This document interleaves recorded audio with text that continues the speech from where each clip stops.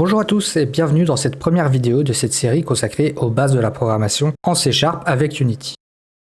Aujourd'hui, nous allons commencer par un concept fondamental, les variables. Alors tout d'abord, qu'est-ce qu'une variable? Vous pouvez voir une variable comme étant une boîte dans laquelle on peut stocker des informations.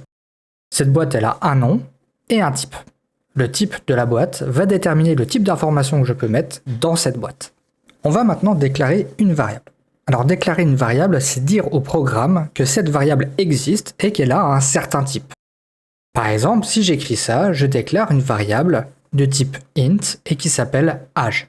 Alors int, c'est le type de la variable, ça signifie integer, ça veut dire un nombre entier.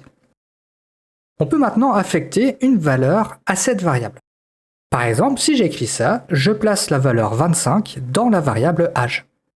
Le signe égal est ce qu'on appelle l'opérateur d'affectation, c'est-à-dire qu'on prend ce qui se trouve à droite du signe égal et on le place dans ce qui se trouve à gauche du signe, c'est-à-dire dans notre variable.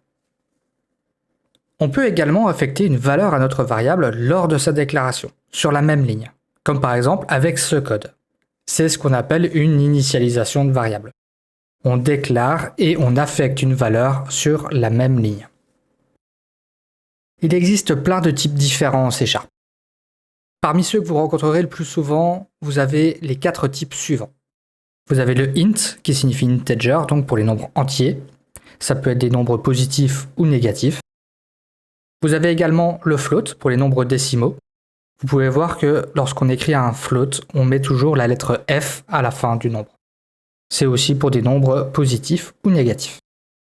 Vous avez également le booléen qui peut prendre que 2 valeurs différentes, soit vrai, soit faux.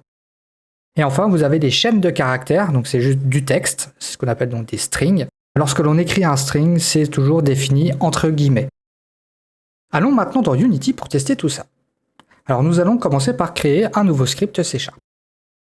Jusque la version 2022 de Unity, on peut faire un clic droit dans la fenêtre Project, puis on clique sur Create et enfin C# Script. À partir de la version de Unity 6 Preview, on fait un clic droit dans la fenêtre Project, puis Create, Scripting et enfin MonoBehavior Script. On va le nommer Variable et on va l'ouvrir dans Visual Studio. Maintenant qu'on est dans notre script, nous allons pouvoir déclarer et initialiser quelques variables. Par exemple, on va pouvoir déclarer une variable âge de type int et lui affecter la valeur 25. Déclarer une variable de type float qui s'appelle height et on lui donne 1,75. On n'oublie pas la lettre F. Un booléen, isStudent par exemple avec la valeur true. Et enfin une chaîne de caractères name et on veut lui donner le nom Alice par exemple. N'oubliez pas d'écrire le texte entre guillemets. Chacune des instructions est bien sûr terminée par un point-virgule, c'est une habitude à prendre en C#. Chacune des instructions se termine par un point-virgule. Afin de savoir ce qui se trouve à l'intérieur de nos variables, nous allons utiliser une méthode qui s'appelle debug.log qui permet d'afficher le contenu d'une variable, en tout cas d'afficher du texte, dans la console de Unity. Donc on va ici taper debug.log et entre parenthèses donner le nom de nos variables et ainsi afficher dans la console de Unity la représentation sous forme de texte de ce qui se trouve à l'intérieur des variables. Donc on fait ça à la fois pour la variable âge, la variable height, isStudent et la même chose pour name.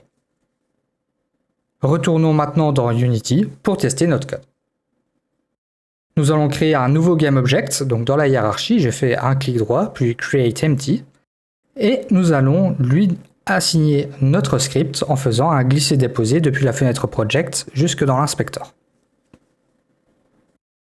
Maintenant que l'on a notre script sur un GameObject, nous pouvons cliquer sur le bouton Play et tester le résultat.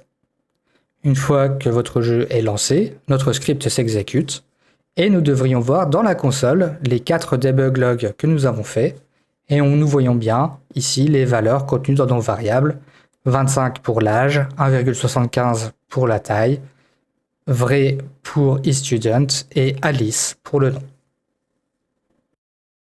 Et voilà, ce sera tout pour cette première vidéo sur les variables en C#. J'espère que vous avez trouvé ça utile. Dans la prochaine vidéo, nous parlerons des opérateurs arithmétiques et comment les utiliser pour manipuler les variables. Si vous avez des questions, n'hésitez pas à les poser dans les commentaires. Merci à tous d'avoir regardé et à la prochaine.